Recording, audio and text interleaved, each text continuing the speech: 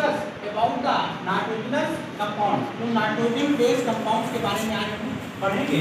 इसमें हम amine, aromatic amine और डायथोनिक सल्फाइड, ये तीन चीजों के बारे में हम क्रम से पढ़ेंगे। तो सबसे पहले आज हम डिस्कस करेंगे एमीन्स के बारे में। आपको मतलब एमीन्स है, एरोमेटिक एमीन्स है, डायथोनिक सल्फाइड है। इसकी जो प्रमुख इसमें एलिमेंट जो होता है वो नाइट्रोजन होता ही होता है, ठीक है। अब यहाँ पे देखिए अमोनिया है और अमोनिया में से अगर एक हाइड्रोजन रिप्लेस हो जाता है तो उसकी जगह एक एल्किल ग्रुप जुड़ जाता है, ठीक है। ये प्राथमिक एमीन कहलाता है, प्राइमरी एमीन। अगर अमोनिया से दो हाइड्रोजन एटम में रिप्लेस हो जाते हैं दो एल्किल ग्रुप से, तो ये सेकेंडरी एमीन कहलाता है। और ये जो ग्रुप है यहाँ पर N, ये इम्यूनो ग्रुप कहलाता है। ध्यान रखिएगा, इम्यूनो ग्रुप केवल सेकेंडरी एमीन में पाया जाता है। और जब अमोनिया में से तीनों हाइड्रोजन एटम जो है रिप्लेस हो जाते हैं एल्किल ग्रुप के द्वारा, इसको हम टर्शियरी एमीन कहते हैं।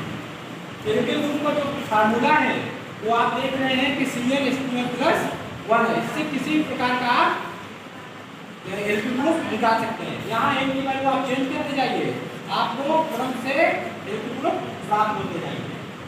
आप देखिए सबसे बड़ी बात होता है इसमें एल्किल ग्रुप के साथ अगर हम एमीन जोड़ देते हैं तो हमें आईयूपीएसी का नाम याद हो जाएगा। जैसे देखिए एल्किल ग्रुप इसमें इस ग्रुप को देखिए एल्किल और एमीन है, एमीन ग्रुप है और ये मेथिल है। तो यहाँ कॉमन में इसका क्या होगा, मेथिल एमीन। लेकिन जब हम इसको एल्किल ग्रुप के साथ मतलब क्या हो जाएगा, यहाँ मेथिल एमीन, मेथिलामीन इसको कहते हैं, ठीक है। दूसरा देखिए यहाँ एथिल एमीन, एथिल क्या है, ग्रुप है और एमीन हमने नाम जोड़ दिया, क्लियर। इस प्रकार हम आईयूपीएसी नाम को भी लिख सकते हैं। सिर्फ पहले लिखना है एल्किल ग्रुप, जैसे हमने यहाँ पे लिखा है, उसके पीछे एमीन जोड़ देना है। तो इस प्रकार हम आईयूपीएसी नेम को आसानी से लिख सकते हैं। सबसे पहले हम एथिल एमीन बनाने की विधियां जानेंगे।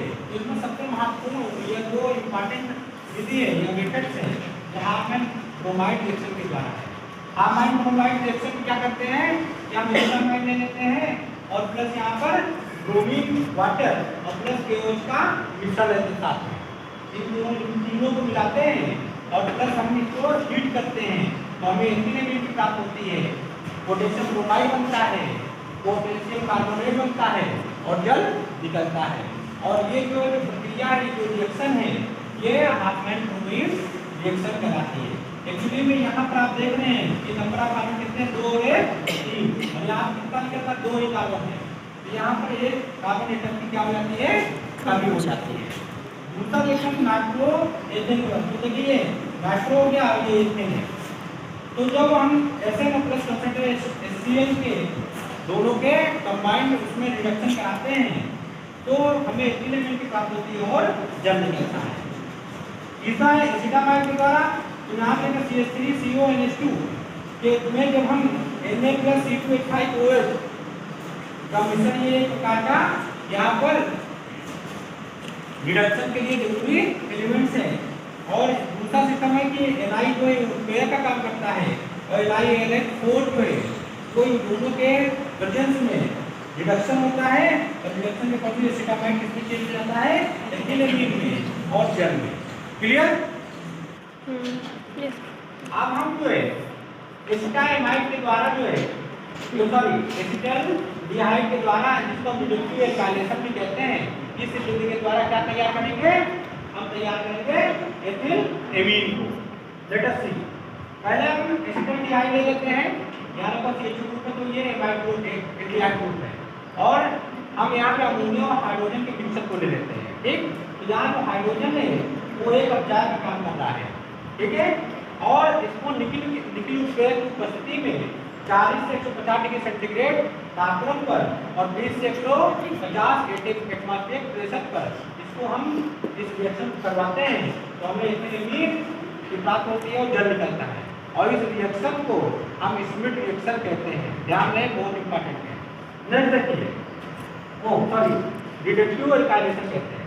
अब यहाँ पे स्मिट रिएक्शन में क्या होता है, यहाँ पर प्रोपेनोइक एसिड है, देखिए नंबर ऑफ कार्बन कितने हैं, 1 2 और 3, तो प्रोपेनोइक एसिड है और यहाँ HN3, इसको हाइड्रोक्लोरिक एसिड कहते हैं। In the presence of concentrated H2SO4, it will give out the ethylamine, nitrogen gas evolve and carbon dioxide gas evolve. Clear? पहले अब जो 6 मेथड्स हैं उसमें बाय हॉफमैन रिएक्शन के द्वारा हमें क्या प्राप्त होता है? प्राइमरी, सेकेंडरी, टर्शियरी और अमोनियम सॉल्ट का मिक्सचर प्राप्त होता है। ठीक है? एक्चुअली में अमोनोडेसिस जो होता है अमोनिया द्वारा क्या होता है? अपघटन होता है। अपघटन का मतलब क्या है? तोड़ना। तो यहाँ पे देखिए एथिल आयोडाइड है, इसको हम एल्किल हैलाइड भी कहते हैं, और जब इसकी रिएक्शन हम NH3 के साथ कराते हैं या इसको हीटअप करते हैं तो हमें कि यहाँ इंटरमीडिएट की प्राप्ति होती है, इसको कहते हैं एथिल हाइड्रोजन आयोडाइड। और इसमें जब पुनः इसमें NH3 प्रोवाइड की जाती है अमोनिया तो हमें एथिल की प्राप्ति होती है और अमोनियम आयोडाइड की प्राप्ति होती है। इस जो रिएक्शन है इसको हम हॉफमैन रिएक्शन कहते हैं। तो इससे भी प्राइमरी, सेकेंडरी, टर्शियरी और अमोनियम सॉल्ट की प्राप्ति होती है। और ये जो हिल्सबर्ग रिएक्शन है, हिल्सबर्ग रिएक्शन को आप पहचान सकते हैं एल्कोहल्स के अमोनोलेसिस, यानी एल्कोहल्स के अमोनोलेसिस के द्वारा, यानी एल्कोहल्स को तोड़ा जाता है अमोनिया की सहायता से।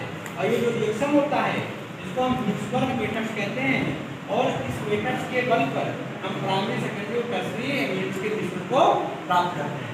याद रखिए एथिलीन अमोनिया यहाँ पर रिएक्ट किया, एल्यूमिना उच्च जो तापक्रम है और उच्च दाब भी है, प्राइमरी एमिन की प्राप्त हुई, फिर प्राइमरी एमिन से एल्कोहल से रिएक्ट करता है तो सेकेंडरी एमिन की प्राप्त होती है, ये सेकेंडरी एमिन और एल्कोहल फिर प्राप्त होता है, मतलब रिएक्ट करते हैं तो हमें टर्शियरी एमिन की प्राप्ति होती है। और ये जो रिएक्शन होती है ये क्या कहलाती है? हिल्सबर्ग रिएक्शन कहलाती है। Physical properties of ethylene. Ethylene क्या होता है? कलरलेस होता है, अनफिल होता है, हाईली डिजॉल्व्ड वाटर, पानी में बहुत ज्यादा डिजॉल्व होती है, हाइड्रोजन बॉन्डिंग बनाता है। तीसरा इसका जो बॉइलिंग पॉइंट होता है, ठीक है, कितना वो 70 डिग्री सेंटीग्रेड होता है। ये रेड लिटमस पेपर को ब्लू लिटमस पेपर में चेंज कर देता है, ये बताता है कि ये बेसिक है। अच्छा, बेसिक क्यों होता है? केमिकल प्रॉपर्टी में बेसिक नेचर होता है क्योंकि इसमें जो एमिनो ग्रुप है उसमें एंड एटम पर लोअर क्लास इलेक्ट्रॉन पाए जाते हैं। ठीक है, अब देखिए एथिलीन है और ये जल से जब क्रिया करता है तो हमें क्या बनाता है? ये प्लस पॉजिटिव आयन और ये नेगेटिव आयन। तो आप जानते हैं कि जब OH नेगेटिव होता है वो बेस को शो करता है, यानी बेस ऐसे पदार्थ होते हैं जो जब में विचार देते हैं तो OH नेगेटिव आयन देते हैं, इसलिए बेस है। अब देखिए question reduction reaction with water हो गया। एक क्वेश्चन और है कि क्या कारण है, हम पूछ सकते हैं कि एलिनीन जो है वो अमोनिया की तुलना में कम क्षारीय है।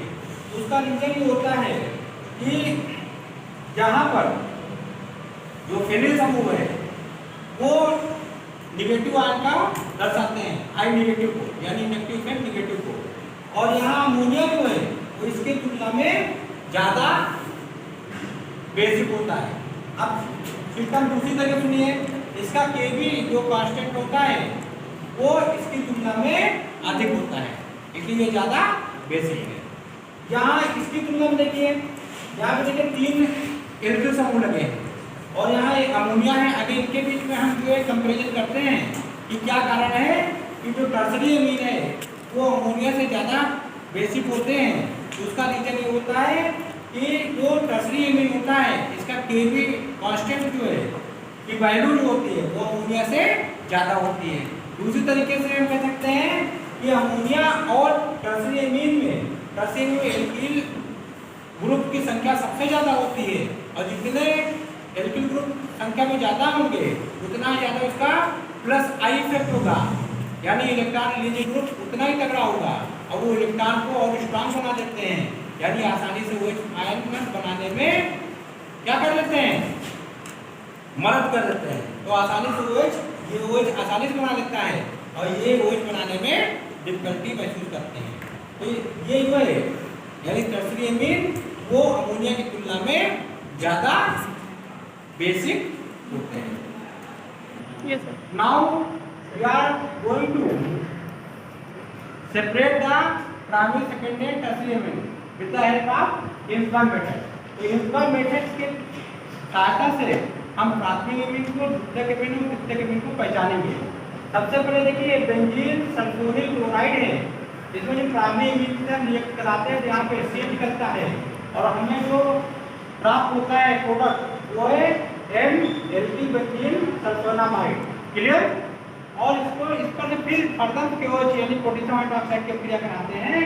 तो यहाँ पर ऑलरेडी आपको सेम ये 60 मिलता है, इसका नॉर्मल एल्किल बेंजीन सल्फोनामाइड का पोटेशियम 60 मिलता है और KOH में ये विलय हो जाता है। इसमें KOH में ये जो यहाँ पे रिएक्ट कराने इसमें पूरा पूरा ये डिजॉल्व हो जाता है। सेकेंड में देखिए जब सेम रिएक्टेंट को यानी बेंजीन सल्फोनिल क्लोराइड को हम सेकेंडरी एमिन के साथ क्रिया कराते हैं तो हमें यहाँ HCl निकलता है और हमें प्राप्त होने वाला जो प्रोडक्ट होता है वो NN डाइएथिल बेंजीन सल्फोनामाइड होता है। फर्दर इस पे KOH की क्रिया कराते हैं तो नो रिएक्शन होता है, कोई रिएक्शन नहीं। तो इस प्रकार पता जाता है कि ये सेकेंडरी एमिन है जब आप product NN diethyl benzene sulphonamide बनता है।